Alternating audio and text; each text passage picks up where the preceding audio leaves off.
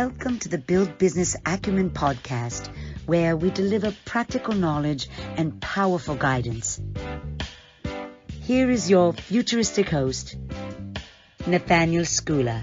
It's such a huge topic, this one, that it's kind of scary because it's so huge. And that's my voice of experience kind of working that out over the last 20 years, 25 years, and spending considerable amounts of time speaking with people from the age of, well, my daughter's age, 12, 13, up to, my dad's age. He's 91 years old. And it's very interesting that, when we dig into this topic, it really, a lot of people just seem to be stuck in their past. They seem to be believing that their past actually does define their future. And I mentioned this to Kim Adele the other day, and she said, your past does not define your future.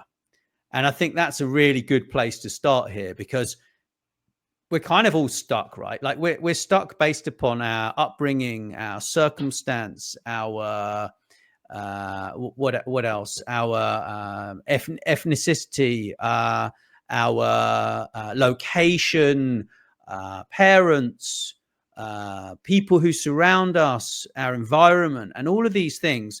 And yes, if we're Black, if we're female, if we're maybe we have difficulty speaking to people, we need to take a few steps backwards, or at least we used to. But now, obviously, with the way the world is, things are a lot more equal, I think, in many respects. But I do think that we need to be completely aware that the responsibility, in my personal opinion, it does lie with ourselves. Well, the ultimate responsibility for ourselves, in fact, lies with ourselves. We are subject to all sorts of inputs and pressures, familial, environmental, business, whatever, social, political, all that. Ultimately, we make the bed that we have to sleep in. So I think that would be a reality. And when you talk about being stuck, I think pretty much everybody's stuck in some respect of their lives, in certainly in work, or in their professional lives, more tragically in their family lives, and ultimately, I think the greatest tragedy is they're stuck in their ability to think and progress. The reason for that, of course, is multifaceted, certainly including what technology has done to ultimately, and this is perverse by definition, ultimately stifle just creativity, originality, and so on. We live in what I called a post-it notes world. We live in a little sticky note. Technology allows us to not think and not make any progress in thinking. It allows us the ability to get a lot of facts very quickly, and then allow others to shape what we think. And you allow me this to put this home, to take this home. I personally have not bought a store-bought. I have yet to buy a greeting card since maybe my late teens. I realized, because a friend of mine had a really cool job, he was writing greeting cards for Hallmark, and I see all these people in supermarkets and drugstores spending half hour looking at greeting cards, something they're going to buy and send to mom, dad, girlfriend, boss, sick somebody. And they look at many of these and say, oh, that one, that is what I feel and think. I was a kid and I said, how does he know what I feel and think? So no, I don't buy store-bought cards. I sit down and bang out a couple lines, and then maybe they're creative, maybe they're whatever, maybe they're ordinary, whatever the heck they are, but they are heartfelt. So it's an amazing thing for me that I now have the ability to literally write 2 words into one of the great bots that I have, Copilot or whatever, and misspell one of the words, and I get back relevant text, including you mean to write X. Yeah. I misspelled one of those. And then I have enough to be conversational about it. I don't have any depth. I don't really have any texture, but I got that point. How the hell does that actually expand my brain? What does it say about my future? The more I do that, the more I will do that. It's an amazing thing when you can go to some other writing tool, Gemini, and say, give me 122 words on mating habits of wallabies in the month of March. And then you can walk away to reach for your coffee. And by the time you reach back, it's there. There's no historical relevance. There's no texture, which of course is deadly for people like me, because fundamentally, well, among other things, I'm a storyteller. To me, everything has a beginning, middle, and an end. And about 98% of people don't want to hear the beginning nor the middle. I lost a good friend over something. He asked me, and I said, well, you need to understand the historical relevance of this. And I said, this is what happened in time, and this is where we're at, this is where we're going to go. And about a minute and a half into it, the man looked at me and said, is this airplane going to land anytime soon? So I said, okay. Dave, I don't see any need for you and I to ever talk again. Well, wait a minute. I said, you're a simpleton. No, you're a great guy, very successful, but you and I have exactly one thing in common. We both inhale and exhale. And I haven't talked to the man in 6 years. But Steve, what you say here, I'm sorry to interrupt. What you say here is very, very relevant. It's more relevant than well, maybe you intended it to be a conversational starter for what I'm going to say. But people expect to have shortcuts, right? They expect results within their life. They want instant gratification. They expect to be perhaps the CEO of a company without actually understanding how the company works. And this is very, very relevant to a lot of the younger generation. I'm not pointing my finger or mentioning any names and whatever, but the fact is that if you are dissatisfied with your life, which you might be if you're watching this and you've adhered to the warning that life is not a dress rehearsal, you will understand what this is about. And obviously with the new year coming along, people are going to be doing these ridiculous New Year's resolutions that frankly generally seem to die in at the end of January, maybe end of February if they're lucky. And what we're trying to do here is actually say to you, well, okay, if you want to get somewhere, you're going to need to decide what is it that you actually want to do. So over the next few weeks and months, we're going to be creating lots more of these conversations where we interview great people like Stephen here. And also Stephen and I are writing something called the Monday Influencer. It's got lots of exceptional contributors, including, the best of the best, world-renowned authorities and subject matter experts. And the interviews that we will be doing also will include Nicholas Babin. He's actually from the EU Digital Commission, former head of Sony Europe. There will be interviews with Michael Tobin, ex-FTSE 250 board director and CEO, Sir Michael Tobin. Then there's international best-selling author and speaker Kim Adele, who's also board director of many, many companies over the years. She doesn't look that old, but she's been involved with lots and lots of companies at top management level. And and Stephen here, if you don't know who he is, suggest maybe you Google him. He built a $1 billion marketing business over a period of 17 years. He's pretty much sold everything from nuclear waste in Chechnya to all sorts of things, flowers on the internet, masses and masses of stuff. And also some amazing other people, including Seth David Radwell, award-winning columnist and author Peter Bodo, and preeminent business leader and keynote speaker Elliot Matloff, and others. So we have many, many people that are going to be contributing towards this. And Stephen and I are going to be editing that together, and we're really enjoying it. That will be accompanied by the Thursday interviews, which will be which will be included, which we will remind you of with an email as well. So we're kind of pretty pumped about that, and we're going to help you to kind of move forwards in your success, because that's what this is all about, really.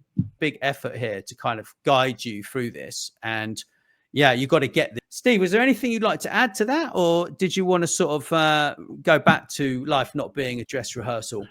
Well, we kind of left that out there by itself. A couple sentences on that, which in my life is a major, major topic. It has been since I was 15 years old. I coined that when I was 15. Life is not a dress rehearsal. In short, and you all know what a dress rehearsal is. You know, we have a dress rehearsal, and then later we have the show. All this stuff. Someday I'm going to do this. I want to do that. I want to go there. I want to achieve that. I want to make, someday I will. All the someday stuff is Swiss cheese without the cheese. We're doing this now. We may never do it again. Today is significant, and I'm going to spare you the silly stuff. Today is the first day of the rest of your life. Well, actually it is, but all the stuff. And one of the pillars of my success, which is the most often requested talk that I give, says life is not a dress rehearsal. What exactly are you waiting for? Is a seminal question all the time. What are you waiting for? You're waiting for to be old and feeble and have a long list of things you really wanted to do, places you want to go to, people you want to talk to, that you never got around to it. Who the heck wants a life filled with regrets? Some things you want to do, some things you want to achieve, places you want to go to, are within your reach, assuming you were willing to do the work or make the sacrifice. What exactly are you waiting for? To quote my non-friend Phil Knight of Nike fame, just do it. That's the abridged version of that talk. The just do it thing is one of Michael Tobin's favorite things. Actually, he's really into doing that. And you know, most of the people that we know who are super successful, they just got on with it. They just literally just done it. And it's like, if they're interested in something, they've literally just taken that topic and they've studied it and they've learned everything that they can about it. And then they've decided, well, okay, I like that topic, but maybe not enough to pursue it as a job. But actually, it's all in the learning process. And it doesn't matter if you're 20, 21, and you're maybe an estate agent, and you're thinking, okay, well, I'm an estate agent now.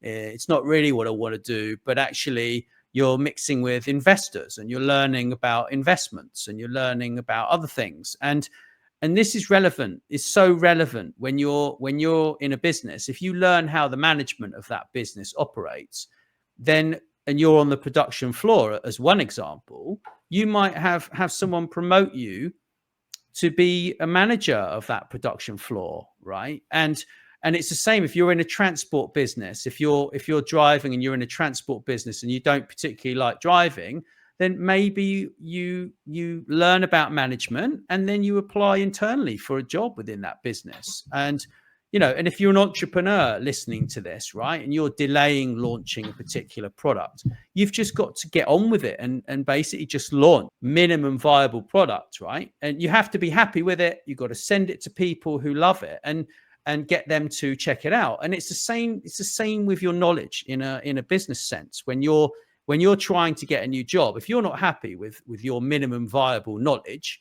then you need to upskill yourself, take the time, listen to the interviews, read the books. I mean, it's not rocket science, is it? And nowadays there's so much information that actually it can be overwhelming. And this is another reason we launched this Monday Influencer and these talks, because frankly, we hear a lot of information that's out there. We read a lot of stuff, and generally it really is just a load of words that that don't really help you in the direction that you should be going. They really are just there to sell you more. Really enjoying this with you, Stephen, and honing my writing skills as well. It's brilliant. Obviously, we are in an enviable position. We're in a catbird seat of some really cool knowledge through not just our own research, but to the people that we know and we talk to and want to talk to us. I'd like to think that we contribute to that very well. So to write this newsletter is just as intense as it can be. It's also really rewarding and fun. We are trying to dispense some great knowledge now, applicable now, understanding the topic now. Oh yes, we expect that everyone reading it will find something say that's for me. If that happens, we achieved our goal. And we're not writing this to listen to ourselves talk or enjoy our own writing, although it is pretty slick, if I may say so myself. So yeah, I hope you all get this newsletter, because I think it's super, super slick. And the people that we expect to contribute to us are truly some of the very, very top in the world. There are 3 or 4 people, 5 people on that list that are the best there are at what they do. I mean, one of hopefully our contributors is a world-known sports writer and broadcaster. So he asked me, but Steve, how's this in my wheelhouse? Tell you how. You know more about success, hard work, the confluence of mind, body, and spirit, failure as opposed to success, incredible progress against odds, I said. You know more about that than anybody else. Written books. Now, of course, he's written books on world famous athletes too, and then the columns and all that.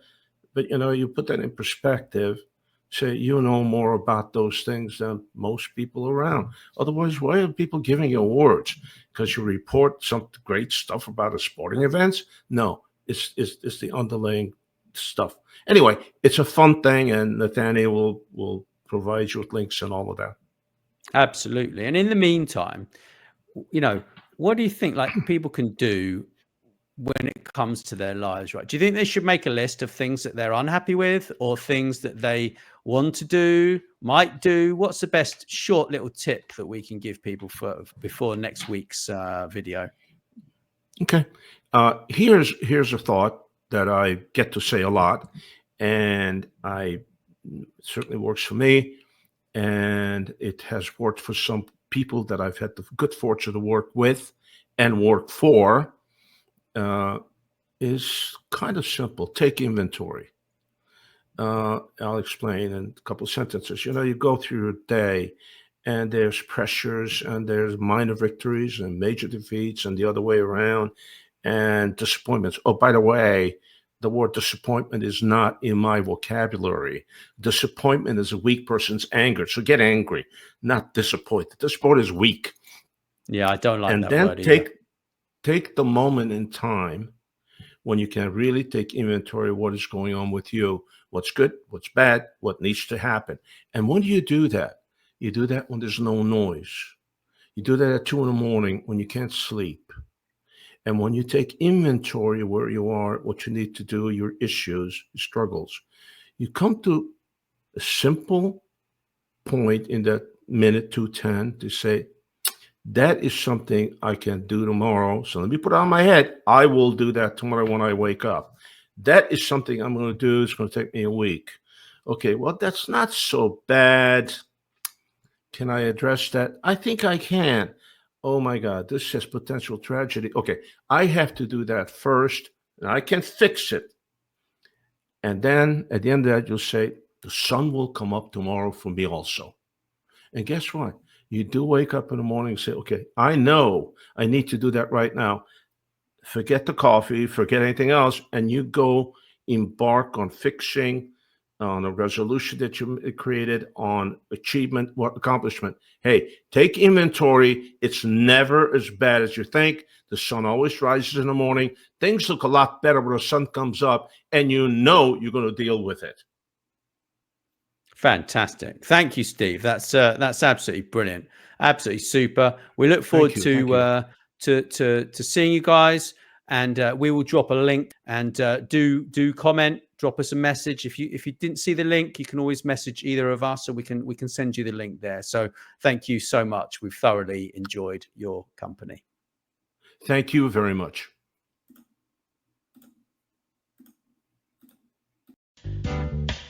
Thanks so much for listening.